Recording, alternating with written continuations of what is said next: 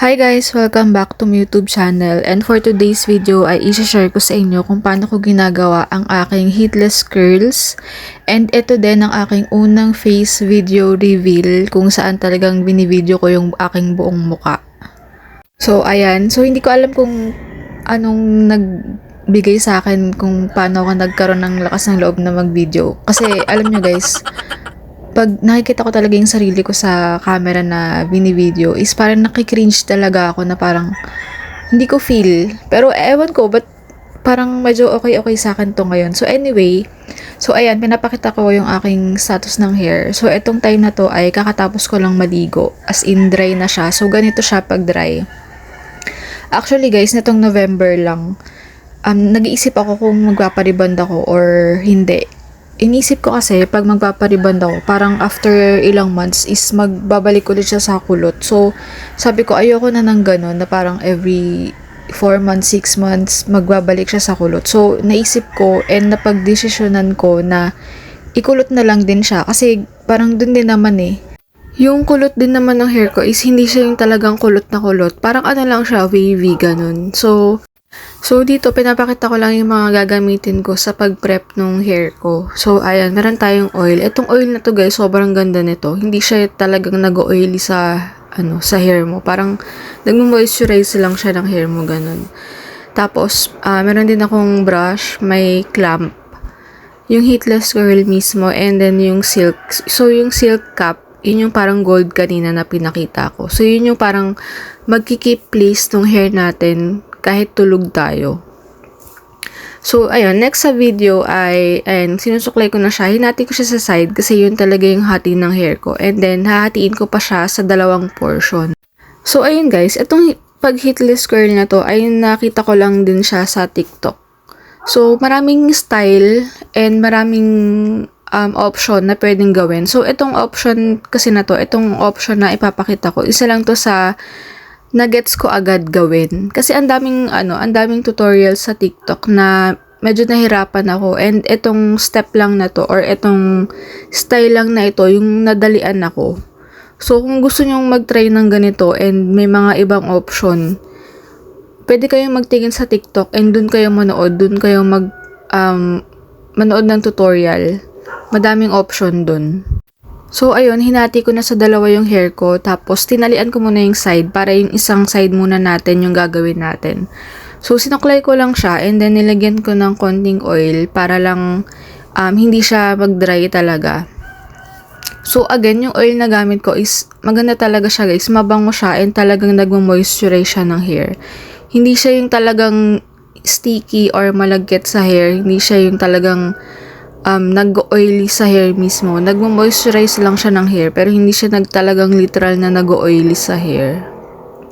And the next step is pinatong ko na yung ating heatless curl sa ulo. So, ito yung bago. Meron kasi akong ginagamit na luma na talagang wala na sa ayos yung shape niya. So, ito, first time kong gamitin itong bago. So, ayun, ilalagay mo lang siya sa ulo mo. Make sure na pantay. Kasi dyan natin iikot yung hair natin.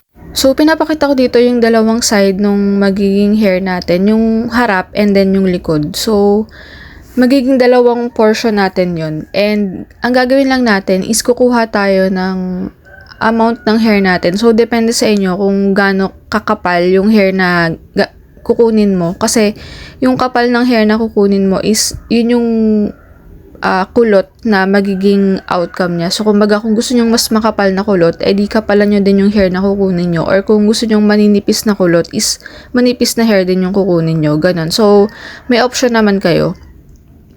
So, ang gagawin mo lang is, kukuha lang ng maliliit na portion or mga portion ng hair mo na and iikot mo siya dun sa heatless curl natin. So, alternate lang siya. Harap, likod, ganon.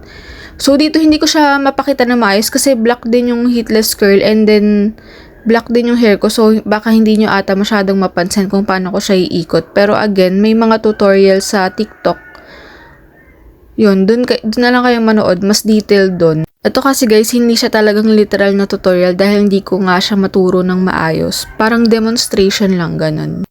Tapos, habang iniikot nyo guys yung hair nyo, make sure na yung heatless curl is malapit sa face nyo. So, ibig sabihin kapag ganun, mas mahigpit yung pagka-curl natin. Kasi, nung first time ko siyang gawin, ang layo nung heatless curl sa face ko. Ang laki talaga ng space niya. So, loosen yung pagka-curl niya kasi hindi mahigpit yung unang pagkakagawa ko. So, alam mo yun, practice lang. Kung gusto nyo talagang matuto ng ganito, practice lang siya kasi magigets nyo din naman and habang tumatagal, mas gaganda yung pagka-heatless curl nyo.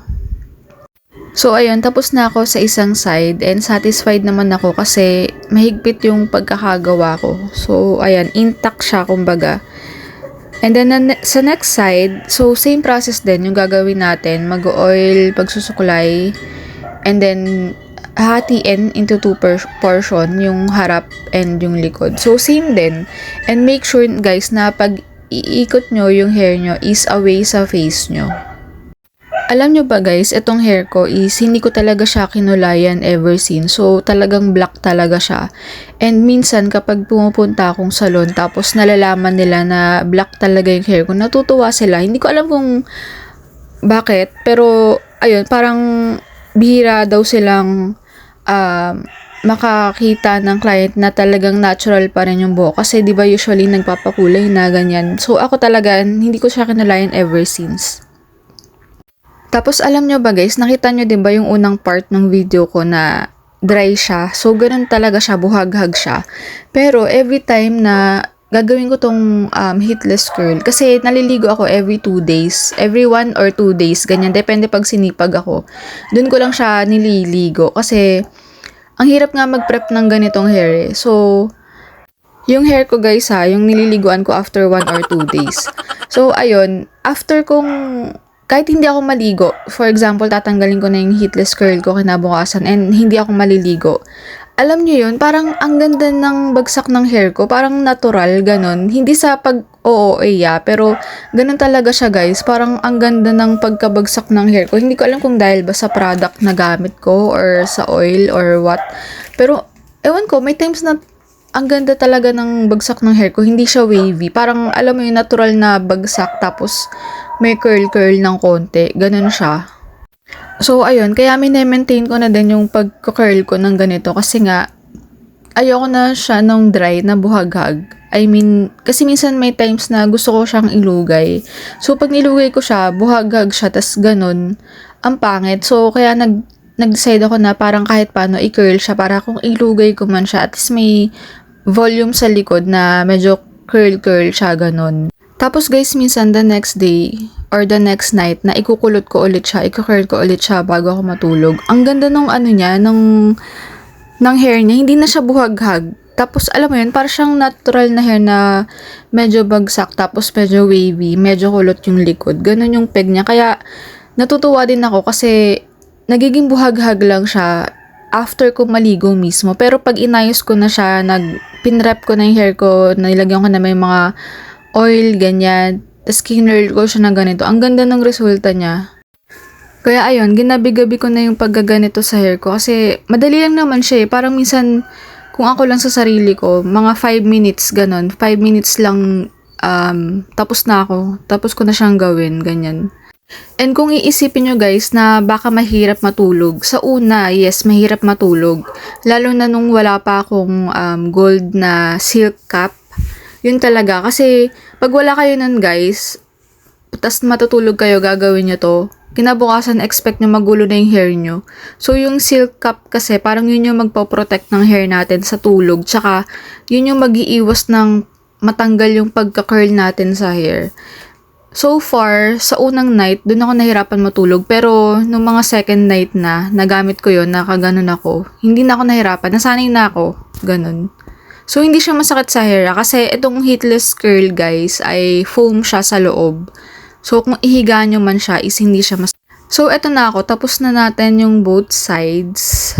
So, ayan. Kinuha ko na yung, ito yung sinasabi kong gold na silk na cap. So, ito kasi yung magpo-protect talaga guys. So, kung wala kayo nito, I think ano din siya, must have siya, lalo na kung magaganito kayo kasi yun nga yung magpo-protect ng hair natin. So ayan, inikot ko lang yung magkabilang end sa ulo ko kasi i-cover nga natin siya. So pagka-cover, make sure talagang cover yung buong hair and nakapasok yung heatless curl sa loob. So ito talaga yung magpo-protect guys ng curl nyo sa loob kasi hindi siya magugulo. Promise, pagising nyo sa umaga, kung paano nyo siya nilagay sa gabi, ganun pa rin siya sa loob. Hindi matatanggal yung heatless curl natin dun sa hair natin. So ayan, inaayos ko lang siya.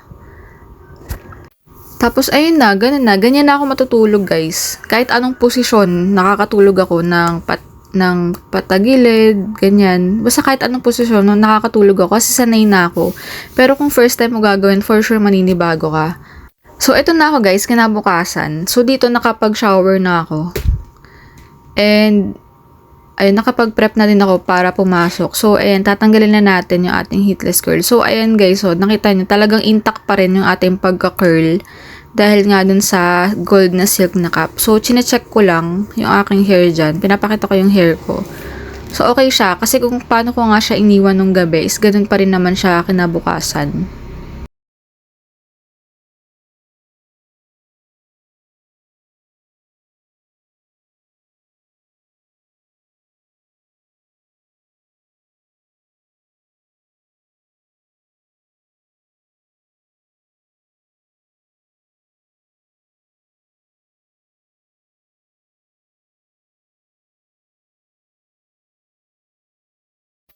So, ayan na yung curl ng hair ko. And guys, depende sa inyo kung gusto nyong i-brush yung inyong hair. So, ayan yung pagka-curl niya, di ba? Medyo okay siya sa akin.